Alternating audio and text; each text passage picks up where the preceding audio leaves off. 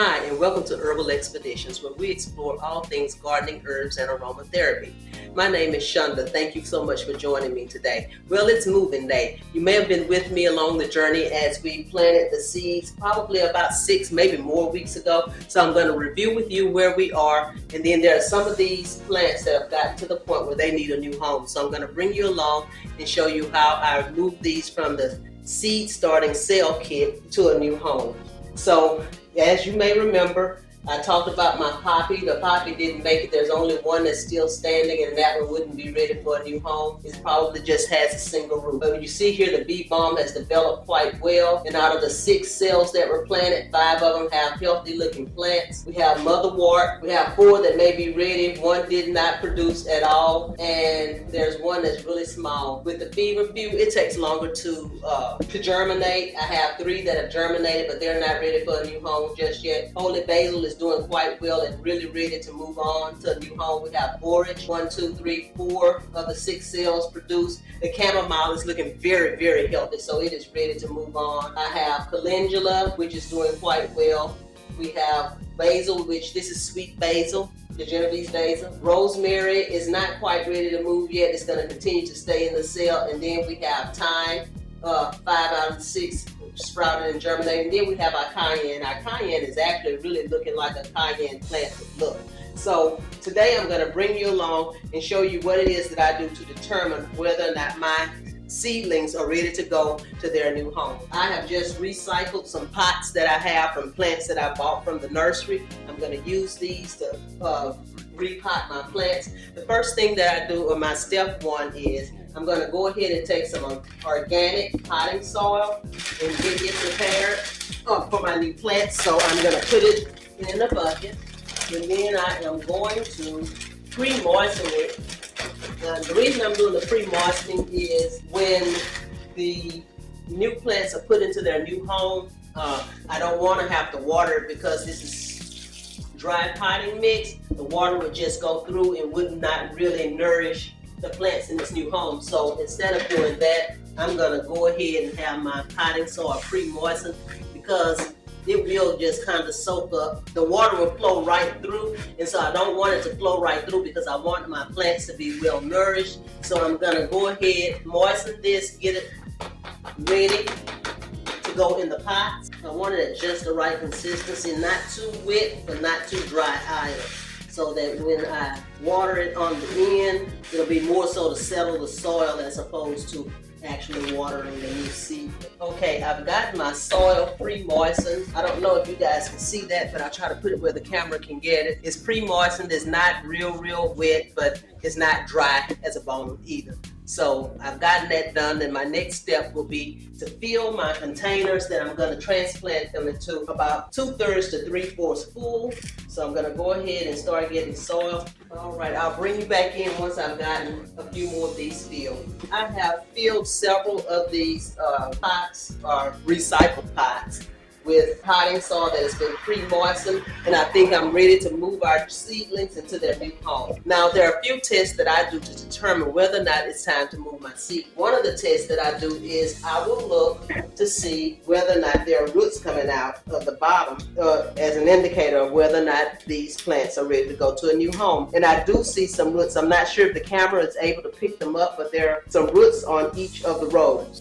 The next thing that I do is I give my plants a slight tug to see whether or not it's just going to come out, because when your seedlings first start, when they have the what I call the starter leaves, I think the proper name is cotyledon, but I look to see whether or not there's more than that new set of leaves, because that first set of leaves, of course, as I stated before, is different from the regular leaves that the plant produces. The next test we want to do is a little bit of tug at the plant to see whether or not it will come directly up. If a single seedling will just come straight out of the soil with a single root. That didn't happen. The next thing that I look to see is whether or not there's some clumping so that the whole thing comes out kind of like in the shape of the cell.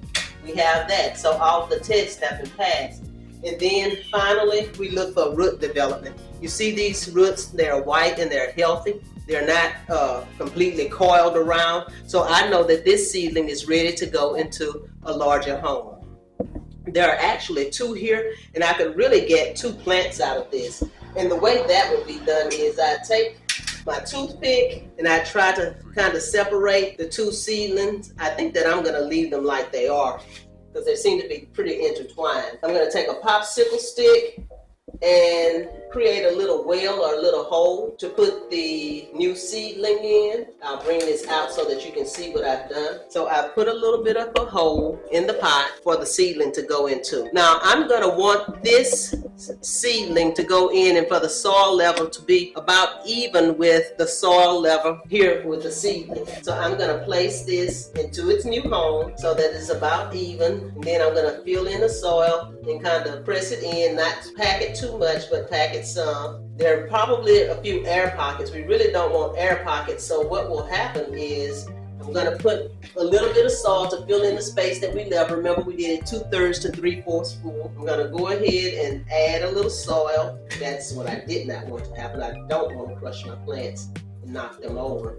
So I'm just gonna take my hand and fill in around, keeping the soil level with the soil level, keeping the soil in the pot level with where the seedling soil was. So I've done that, and there our seedling has its new home. And so those are cayenne. One of the things that you really want to remember is I'm familiar with cayenne. I have a relationship with cayenne. I've grown it for many years. So I will be able to identify this plant. But one of the things that you really want to make sure is that you label your plants so that you know what they are. Because remember, these are not going out into the yard yet. These will be on that little seed starting station that I purchased.